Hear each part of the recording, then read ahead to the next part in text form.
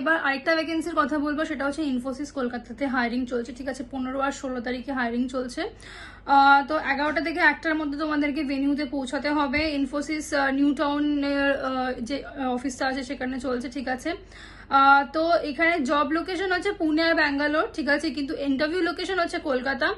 এখানে তুমি প্রথমে কলকাতা থেকে তোমার ইন্টারভিউ দিতে হবে, কিন্তু তুমি যদি সিলেক্টেড হয়ে যাও তো তোমার জব লোকেশন পুনে বা ব্যাঙ্গালোর হবে।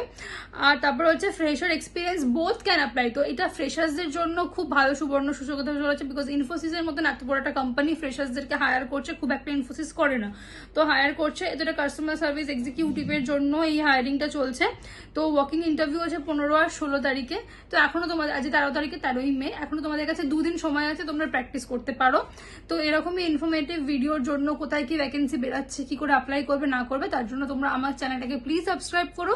আর তোমরা চাইলে আমার অফলাইন ক্লাসটাও জয়েন করতে পারো, কি করে কর্পোরেটে জব করবে, কিভাবে হায়ারিং হবে, কিভাবে নিজের ইংলিশটাকে ফ্লুয়েন্ট করবে, কিভাবে নিজের পার্সোনালিটি গ্রুম করবে, কিভাবে কনফিডেন্টলি কথা বলবে, সেটার জন্য আমার অফলাইন ক্লাসটাকে তোমরা জয়েন করতে পারো।